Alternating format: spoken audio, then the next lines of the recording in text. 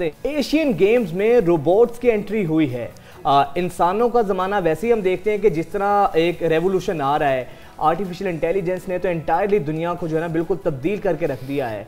अब चीन की एशियन गेम्स में बड़ी तादाद में रोबोट्स की एंट्री हुई है। ये अच्छा, वो रोबोट्स, हाँ वो हाँ। आप बताने लगे थे या रिपोर्ट दिखाने लगे थे? आप बताएं प्लीज। मैं रोबोट्स का ही बताने लगी थी। मजे की बात ये है कि अब इंसान को इंसान की ज़रूरत नहीं है। अगर आप बोर हो रहे हैं तो ये रोबोट्स आपके साथ आपके दोस्त बनकर, अगर आप कोई पेट रखना चाहते हैं तो आपके डॉग्स में, कैट में फिर भी उस तरह के रोबोट्स आएंगे। के बगैर रोबोट्स कभी भी इंसान को रिप्लेस नहीं कर सकते। लेकिन अभी ये साइंस है, काम ले सकते हैं, लेकिन इंसान जो एक इमोशंस आपके अटैच होते हैं वो तो उसका रिप्लेस नहीं हो सकता। बट अल्टीमेटली जॉब सिक्योरिटी के हवाले से बहुत बड़ा दुनिया को एक चैलेंज है, जॉब सिक्योरिटी के हवाले से भी। और दूसरा ये कि आप ये देखें कि ये इंसानों को एक इंसान से दूर कर रहे हैं, इंसानों को डिवाइड कर रहे हैं इस तरह की टेक्नोलॉजी। ये रिपोर्ट्स देखिए जरा रोबोट्स पर मबनी।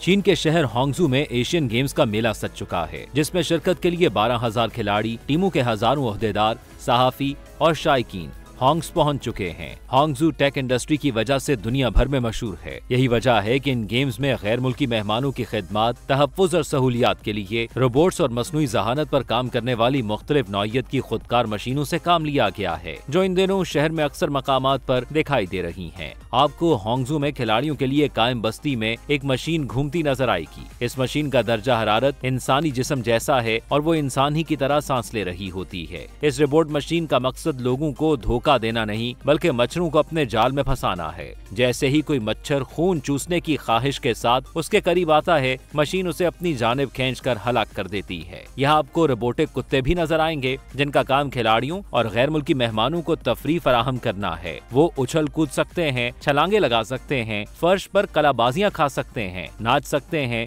बल्कि पीले रंग के ऐसे कुत्ते भी मौजूद हैं जो पियानो बजाते दिखाई देते हैं। अगर आप अकेले हैं और दिल टेनिस खेलने को चाहे तो परेशानी की कोई बात नहीं, आपके साथ खेलने के लिए पोंग बोट मौजूद है। ये भी एक रोबोट है, वो इतना फुर्तीला और माहिर है कि उससे जीतना आसान नहीं। एशियाई खेलों के लिए बेसबॉल और सॉफ्टबॉल के मैदान हांगजू के करीब वाक़े एक और शहर शाओक्सिंग में बनाए गए हैं। वहाँ ले जाने के लिए आपको मिनी बसें तैयार मिलेंगी, मगर उन बसों में आपको कोई ड्राइवर नजर नहीं आएगा। लेकिन घबराने और डरने की जरूरत नहीं, ये मुकम्मल तौर पर खुदकार और कंप्यूटराइज्ड हैं और आपको बाहिफाजत मंजिल मकसूद पर पहुंचा देंगी। आइए अब हांगजू के मीडिया सेंटर चलते हैं। ये एक बड़ा मीडिया सेंटर है जहां मीडिया की जरूरियात के साथ साथ बैंक का काउंटर भी मौजूद है। यहाँ आपका खैर मकदम एक मुस्कुराता हुआ चेहरा करेगा, लेकिन ये भी एक रोबोट है जिसका इंसानी चेहरा प्लास्टिक का और धड़ मेटल का है। वो लम्हा भर में आपको तमाम मतलूबा सर्विसेज मुहैया कर देगा। हांगजू और खेलों की मेजबानी करने वाले दूसरे शहरों में आपको अक्सर जगहों पर 3 किस्म के इंसानी रोबोट दिखाई देंगे।